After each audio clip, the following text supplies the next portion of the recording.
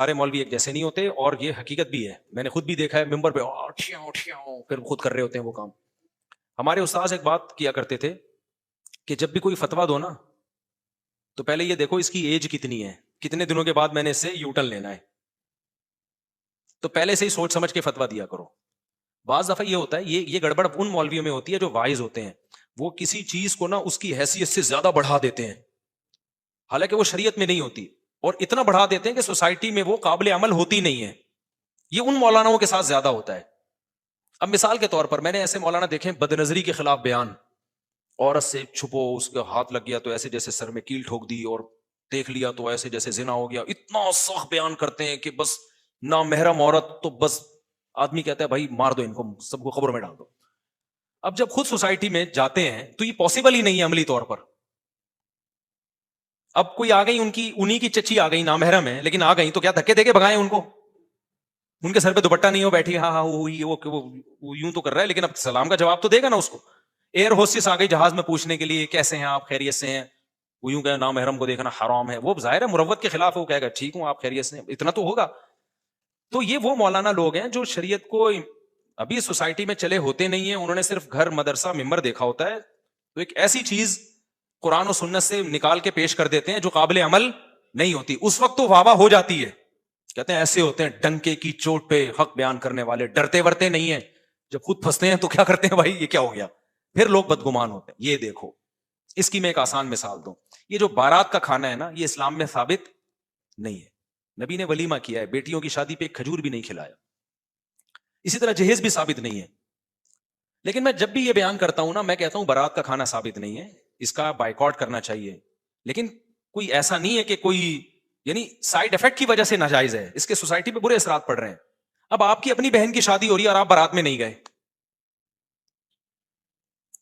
تو آپ کا جو بہنوئی ہے یا آپ کے جو بہن کے سسرال ہیں وہ بولیں گے یہ بندے کہاں شارٹ ہو گئے، 3 مولوی تھے بھائی، وہ تینوں ہی بہن کی شادی سے غائب ہو گئے. ان کو یہ بات سمجھانا کہ بارات کی وجہ سے بائیکاٹ کیا ہے، یہ بات ان کو سمجھ میں آئے گی؟ آپ کہہ سکتے ہو پھر وہ بائیکاٹ کر لیتے، بائیکاٹ کرتے رشتہ نہیں ہوتا آگے، نتیجہ کیا نکلتا؟ رشتہ ہی نہیں ہوتا آگے نا. تو آپ نے شروع میں بات ایسی کیوں کی ہے جو سوسائٹی میں قابل عمل نہیں ہے؟ ہمیں شریعت میں اس کی بیسیوں مثالیں، ایک سیکنڈ، بیسیوں مثالیں ملتی ہیں کہ ایک چیز بعض دفعہ غلط ہوتی ہے لیکن مجبوری میں کیا ہوتی ہے، وہ جائز ہوتی ہے. ہاں وہ چیز جو صریح حرام ہے نا، وہ کبھی مجبوری میں، شراب مجبوری میں جائز نہیں ہوگی، چرس مجبوری میں جائز نہیں ہوگی. ایک چیز ناجائز ہے سائیڈ افیکٹ کی وجہ سے، تو اب اس کا سائیڈ افیکٹ نہ کرنے میں زیادہ ہو رہا ہے، لڑکی کا رشتہ ٹوٹنے کا خطرہ ہے، تو یہ کوئی اچھی بات ہے کہ صرف بارات کے چکر میں بہن کی رشتہ ہی ٹوٹ جائے؟ اسی طرح جہیز غلط چیز ہے، لیکن میں کہتا ہوں بھائی سسرال لالچی ہے، ان کو سمجھ میں نہیں آ رہا. آپ نے بیٹی کو اگر جہیز نہیں دیا، آگے ساری زندگی ساسوں کے تانے سنتی ہے وہ. جہاں ایسی سچویشن ہو تو جب ظلم سے بچنے کے لیے رشوت دینا جائز ہے تو جہیز دینا بھی ظلم سے بچنے کے لیے جائز ہے. یہ وہاں روکا جائے گا جہاں دونوں پارٹیاں اس کو سمجھتی ہوں. جہاں ایک پارٹی سمجھتی ہے دوسری نہیں سمجھتی، پھر تو دینا پڑے گا آپ کو جہیز، برباد ہو جائے گی بیٹی کی زندگی. اور آسان مثال بیان کر دیا مولوی صاحب نے، رشوت لینا بھی حرام، رشوت دینا بھی حرام. حدیث میں ایسے ہی ہے، الراشی والمرتشی کلاہما فی النار، دونوں جہنم میں. لیکن آگے حدیث کی تشریح میں جب آپ جائیں گے تو علماء نے لکھا ہے لینا دینا جب حرام ہے جب آپ کسی کا حق دبانے کے لیے دے رہے ہو رشوت. آپ کی سیٹ بنتی نہیں تھی گورنمنٹ کی، کسی اور کا حق تھا، آپ نے حق مارا، رشوت دے کے اس سیٹ پہ آ گئے آپ، یہ حرام ہے. لیکن آپ کا حق بنتا ہے، اگلا صرف رکاوٹ ڈال رہا ہے اس بیس پہ کہ آپ پیسے نہیں دے رہے، تو یہاں وہ لینے والا مجرم ہے، آپ تو مجبوری میں دے رہے ہو. نہیں ہے بات، میرا خیال ہے سمجھ، آپ تو مجبوری میں دے رہے ہو بھائی، آپ دوسرے کا حق چھیننے کے لیے نہیں، اپنا حق لینے کے لیے دے رہے ہو. اب مولوی صاحب اب کسٹم میں دیکھ لو نا، کنٹینر پھنسے ہوئے ہوتے ہیں، اب انہوں نے حدیثیں سنی ہے رشوت لینا بھی حرام دینا بھی حرام، وہ دے ہی نہیں رہے، تو ان کا کنٹینر قیامت آ جائے گی، حضرت عیسیٰ علیہ السلام نازل ہو جائیں گے، دجال آ جائے گا، وہ کنٹینر تباہ کر دے گا، دجال آ کے وہ نکلے گا وہاں سے. ایسے موقع پہ کیا ہوگا؟ اب وہ مولوی صاحب نے خود تو بیان کر دیا رشوت لینا بھی حرام دینا بھی حرام، لینا بھی حرام دینا بھی حرام. اب ان کو اپنا بزنس ہوا، کنٹینر ان کا پھنسا ہوا ہے، وہ کہنا لینا بھی حرام تو دینا بھی حرام، دینا بھی تو سارے پیاز سڑ رہے ہیں بھائی سارے پیاز کیا ہو رہے ہیں؟ سڑ رہے ہیں، کروڑوں روپے کا مال برباد ہو رہا ہے. تو ایسے موقع پہ وہ بیچارے کتابیں لے کے گنجائش تلاش کرتے ہیں، تو جب کتابیں اٹھاتے اس میں لکھا ہوتا ہے بھائی لینا ہر صورت میں حرام ہے، دینا اس صورت میں حرام ہے جب آپ دوسرے کا حق مار رہے ہو. گورنمنٹ آفیسر اگر آپ کا حق دبا رہا ہے تو اپنا حق لینے کے لیے دو گے تو پھر اس کو گناہ ملے گا، آپ کو نہیں ملے گا گناہ. اب جب پریکٹیکل لائف میں یہ علماء آتے ہیں نا, اس طرح کے مولانا لوگ جن کو علم کامل نہیں ہوتا, پھر وہ جب دیتے ہوئے پکڑے جاتے ہیں, لو بھائی بیان کیا کر رہے تھے, دینا بھی حرام, رشوت لینا بھی, اور اب کیا کر رہے ہیں, کنٹینر کے لیے دے رہے ہیں. تو یہ وہ لوگ ہوتے ہیں جو علم میں کامل نہیں ہوتے, بات ایسی کر رہے ہوتے ہیں, ادھوری بات ہوتی ہے. ایک اور مثال دوں میں آپ کو. ایک مولوی صاحب تقریر کر رہے تھے, میں نے ان کا بیان سنا, میں نے کہا یار یہ بہت زیادہ ہو گئی ہے. وہ کہہ رہے تھے جماعت کی نماز بہت ضروری ہے. ایک نابینا صحابی نبی کی خدمت میں آئے, عرض کیا یا رسول اللہ میں گھر پہ نماز پڑھتا ہوں. آپ نے فرمایا اذان کی آواز آتی ہے, فرمایا پھر مسجد میں آنا ضروری ہے. یہاں تک حدیث صحیح ہے. اب انہوں نے آگے بیان کر دیا کہ اگر کسی رسی کی مدد سے بھی آنا پڑے نا, راستہ نظر نہیں آ رہا. اب بیان تو کر دیا, یعنی وہ نابینا رسی پھینکے گا حکم کر کے یا کسی کو دے گا اور یوں کر کے مسجد ہے. میں نے کہا یار یہ تو حدیث. اب بیچاروں کا علم کام دیکھو, اس مولوی صاحب کی نیت بری نہیں تھی, منافقت نہیں تھی, وہ لوگوں کو موٹیویٹ کر رہے تھے کہ یار جماعت کی اہمیت آ جائے. لیکن موٹیویشن اس اسٹائل میں کر رہے ہیں کہ جب خود پھنسیں گے نا تو بھائی یہ رسی والا طریقہ چلے گا نہیں. اللہ نہ کرے وہ نابینا ہو جائیں اور کوئی رسی لا کے پکڑا دے, بولے گا بھائی کب تک رسی سے میں آؤں گا یار, گھر میں پڑھنے دے, یہی کہیں گے نا. تو لوگ کہیں گے لو بھائی ان کے قول میں اور ان کے عمل میں کیا ہے, تضاد ہے. باتیں کچھ کر رہے ہیں, تقریریں کچھ اور عمل کچھ. تو یہ میں نے بھی اپنی, یہ جس نے سوال پوچھا ہے بالکل صحیح پوچھا ہے. بہت سے مولانا لوگ کیا کرتے ہیں, ایسی بات بتا رہے ہوتے ہیں لوگوں کو ممبر پہ, اس وقت لوگ بلے بلے واہ واہ سبحان اللہ زبردست حق پرست, جیسے ماضی میں کچھ ایسے لوگ گزرے. تو ایک اصول ضابطہ رکھو بھائی, ہم نے ریاست کو بچانا ہے بس, ایسی کی ہمیں شخصیت ہے بعد میں, پہلے کیا ہے اسٹیٹ ہے, ریاست ہے, ہماری پالیسی ہے اسٹیٹ پہ کمپرومائز نہیں ہوگا, بس پاکستانی ہے مسلمان ہے اس کے بعد ہم پاکستانی ہے, ختم. تو اس میں کبھی فوج کی مخالفت بھی ہوگی, کبھی حمایت بھی ہوگی. اگر آپ نے ایک ہی چیز کو درد سر بنا لیا تو پھر آپ پھنس جاؤ گے. تو خیر ملک میں ہوتا بہت الٹا سیدھا غلط ہو رہا ہے بہت کچھ, جو ابھی جو حالات چل رہے ہیں کوئی اچھے حالات تھوڑی چل رہے ہیں.